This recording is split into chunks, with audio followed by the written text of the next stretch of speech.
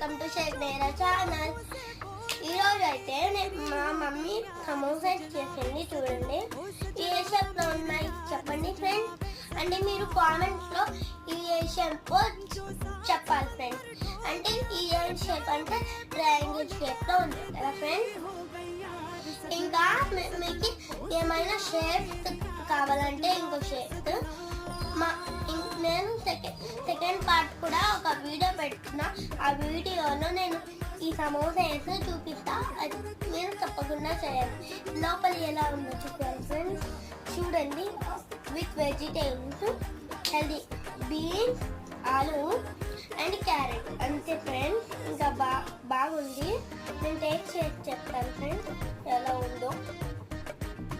చాలా బాగుంది ఫ్రెండ్స్, చాలా బాగుంది.